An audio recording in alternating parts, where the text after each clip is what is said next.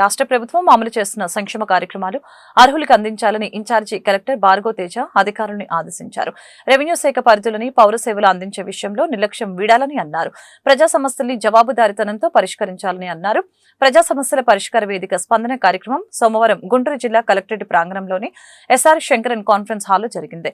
ఈ సందర్భంగా జిల్లా నలుమూలల నుంచి వచ్చిన బాధితులు తమ సమస్యల్ని పరిష్కరించాలని కోరుతూ ఇన్ఛార్జి కలెక్టర్ భార్గవ తేజకు విజ్ఞాపన పత్రాలు అందజేశారు.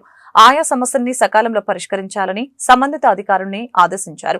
ఈ సందర్భంగా పలువురు బాధితులు మీడియా ఎదుట తమ సమస్యల్ని వెల్లడించారు. మాకు మేరకపూడి రెవెన్యూలో ఒక 50 సెంట్లు పొలం ఉంది. గత తెలుగుదేశం ప్రభుత్వం ఉన్నప్పుడు అధికారులందరూ జిల్లా సర్వేరు గారు కానీ, జాయింట్ కలెక్టర్ గారు కానీ, మండల సర్వేరు గారు కానీ అన్ని రిపోర్ట్లు తయారు చేసి ఎంఆర్ఓ ఆఫీస్కి వెళ్ళండి అక్కడ ఎక్కిస్తారని చెప్పారు.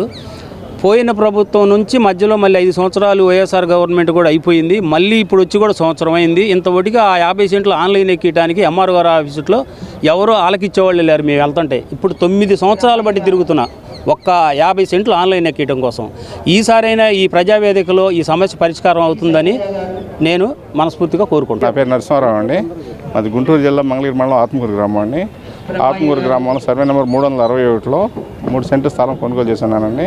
అది నిషేధ జాబితాలోకి రాకపోయినా కూడా సర్క్యులర్ ఏదో ఉందని పెట్టారు. పెట్టిన తర్వాత ప్రజా సమస్య పరిష్కార వేదికలో అర్జీ పెట్టుకుంటే సార్ గారు జిల్లా కలెక్టర్ గారు ఎంఆర్ఓ గారు పంపించి ఎంక్వైరీ చేయమన్నారు. ఎంఆర్ఓ గారు ఇది నిషేధ జాబితాలు రాదనేసి మీ పై అధికారులు పంపిస్తున్నాను నా దగ్గర ఎండార్స్మెంట్ తీసుకొని ఎండార్స్మెంట్ ఇచ్చారు. అది తీసుకొని వచ్చి మళ్ళీ ఇక్కడ అప్లై చేస్తే మళ్ళీ ఆ సబ్ కలెక్టర్ గారు పంపించారు. సబ్ కలెక్టర్ గారు కూడా నిషేధ జాబితాలు రాదనేసి మళ్ళీ ఎండార్స్మెంట్ ఇచ్చారు. అది తీసుకొచ్చి మళ్ళీ ఇక్కడ ఇచ్చాను. ఇస్తే మళ్ళీ ఎంఆర్ఓ గారు పంపించారు. సార్ ఇది జరుగుతుంది. డిస్ట్రిక్ట్ రిజిస్ట్రార్ గారి దగ్గరికి వెళ్తే మేము చేయగలిగింది ఏం లేదు, ఎంఆర్ఓ దగ్గర కలెక్టర్ గారి దగ్గర నుంచి ఆబ్జెక్షన్ తెచ్చుకొని అంటున్నారు. సార్ దయచేసి ఆయన దయించి జెన్యూన్గా ఉంటే భూమిని మాత్రం రిలీజ్ చేయవలసిందిగా మళ్ళీ వచ్చి ఇవాళ పెడతా. పోయిన గత 3 నెలలుగా తిరుగుతూనే ఉన్నాం గ్రీవెన్స్లలోకి. అయితే ఒక్కసారి కలెక్టర్ గారికి 100 పనులు ఉండొచ్చు. వాళ్ళకి ఒక చిన్న అవకాశం, ఒక అరగంట టైం చూసుకొని విభిన్న ప్రతిభావంతులు ఆ హాస్టల్ దగ్గరకు వచ్చి ఎంక్వైరీ చేసి మాకు సగం అందులకు సగం కేటాయిస్తే మా విభిన్న ప్రతిభావంతులకి 100 మందికి ఉపాధి కలుగుతుంది.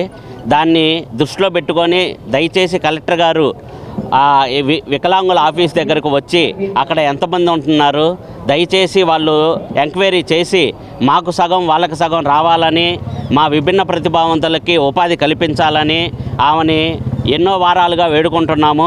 దయచేసి ఇప్పుడైనా సరే మాకు ఉపాధి కల్పించడానికి వాళ్ళు ఒక అరగంట టైం చూసుకొని హాస్టల్కి వచ్చి ఎంక్వైరీ చేయవలసిందిగా కోరుతున్నాము.